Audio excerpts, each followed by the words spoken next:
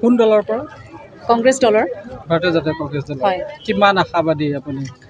আশাবাদী মানে একচুৱেলি এতিয়া আজি মই এজ এ কেণ্ডিডেট মই ক'ম, মোৰ পাৰ্টিটোৱে মোৰ প্ৰতি বহুত আশা ৰাখিছে। এজ এ কেণ্ডিডেট মই যেতিয়ালৈকে মই ফিল্ডত নাযাওঁ, until and unless I see their expression, তেখেতৰ চিটিজেনছখিনিৰ কথা মই জানি নলওঁ। বিকজ মই প্ৰেক্টিকেলি কথা ক'ব বিচাৰিছোঁ, যেতিয়ালৈকে মই ফিল্ডত নানামো, আগেইন আপোনালোকে যেতিয়া সোধে তেতিয়ালৈকে মোৰ বক্তব্যটো বেলেগ হ'ব। দেন আনটিল দেন মই এতিয়া ক'ব নোৱাৰোঁ, কিন্তু আশা কৰিছোঁ আৰু যিহেতু মোৰ নিজৰ ওপৰত বিশ্বাস আছে। আৰু সেয়া হৈছে পলিটিকেল এৱেৰনেছৰ বিষয়। পলিটিকেল এৱেৰনেছ, তেখেতৰ ৰাইটছৰ বিষয়ে মই তেখেতক অৱগত কৰাম। কেতিয়াবা কেনেকুৱা হয় মানে মানুহে নিজৰ ৰাইটছখিনি বুজি নাপায়।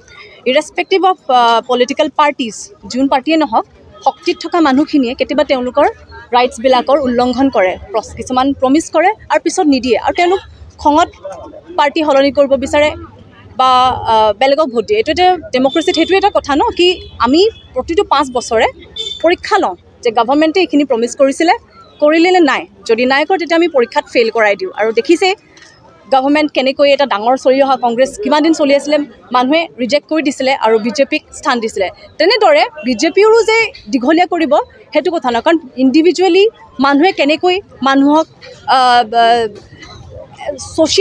ছ'চিয়েলি কেনেকৈ মানুহক বেনিফিটছ দিছে বা তেওঁলোকক এম্পাৱাৰ কৰিছে, সেইটো মেটাৰ কৰে। আৰু মানুহে চিটিজেনে যেতিয়া গম পায় যে মই কিজানি পোৱা নাই, তেওঁলোকৰ অধিকাৰ আছে ভোট দি পাৰ্টিটোৰ প্ৰতি নিজৰ ক্ষোভ দেখুওৱা বা পাৰ্টিটোৰ প্ৰতি নিজৰ সমৰ্থন দেখুওৱা। তো যেতিয়া মই চাগে মোৰ কেম্পেইনিঙত যাম, মই প্ৰথমতে মানুহবিলাকৰ এৱেৰনেছটো জানিবই বিচাৰিম। প্ৰথমতে তেওঁলোক কিমান এৱেৰ মই তেহেঁতক জনাম, পটভূমিটো কেনেকুৱা। তেওঁলোকে অলৰেডি কিজানি নিৰ্ণয় কৰি থৈছে, তাত মই তেখেতৰ যেনেকৈ ক'লোঁ এক্সপ্ৰেশ্যন চাই, তেওঁলোকৰ মতামত চাইহে মই ডিক্লেয়াৰ কৰিম। বিকজ দেন মোতকৈ কিজানি আমাৰ একচুৱেলি গাঁৱৰ মানুহে বেছিকৈ পলিটিকেলি এক্টিভ। যদি তেওঁলোকে মই যে ক'লোঁ ৰাইটছৰ বিষয়ে অৱগত নাথাকিব পাৰে, তেওঁলোকৰ লিডাৰ কোন এৰিয়াৰ, তেওঁলোকৰ কি প্ৰব্লেম হৈছে, আমাৰ টাউনৰ বা চিটিৰ মোৰ নিচিনা ইউথতকৈ কিজানি গাঁৱৰ ইউথে বেছিকৈ জানে। মোৰ তেওঁলোকৰ পৰা শিকিবলৈহে বেছি আছে। চ' আকৌ মই কৈছোঁ, মই যেতিয়া নামিম কেম্পেইনিঙৰ কাৰণে আৰু বিভিন্ন মিটিঙত, তেতিয়া মই বেছিকৈ গম পাম আৰু কিজানি তেতিয়া মই বেছি কনফিডেণ্টলি ক'ব পাৰিম মোৰ পজিশ্যন কি। আগেইন মই সেইটোৱে ক'ম, প্ৰতিটো পাৰ্টিয়ে যিকোনো হওক, তেওঁলোকে এইটো আণ্ডাৰ আৱাৰ DPSP কথাই মই কৈছোঁ, ডাইৰেক্টিভ প্ৰিন্সিপালছ, তেখেতৰ এইটো জৰুৰী হয় যে ছ'চিয়েলি পলিটিকেলি মানুহক বেনিফিটছ প্ৰদান কৰা বা তেওঁলোকক এটা ইকুৱেল মঞ্চ দিয়া আগবাঢ়িবলৈ, যেনেকৈ আমাৰ প্ৰেজেণ্ট গভৰ্ণমেণ্টো দিছে। কিন্তু তাতো কিছুমান প্ৰব্লেম আছে আৰু তেওঁলোকে মোক জনাইছেও। সেইখিনিকে লৈ পেলাই মই তেওঁলোকক চাম যে তেওঁলোকৰ কিমান উৎপীড়ন হৈছে, কিজানি হৈছে, সেইখিনি চাই পেলাই মই তেওঁলোকক অকণমান হোপ দিব বিচাৰিম। আমাৰ মেইন কথা হৈছে তেওঁলোকক হোপ দিয়া। চ' ডেম'ক্ৰেচি তেনেকৈয়ে ছাৰ্ভাইভ কৰিব, আমি হোপো দিব পাৰিব লাগিব এণ্ড এক্সিকিউশ্যন কৰিব লাগিব। তাৰ কাৰণে লাগিব মোক পাৱাৰ।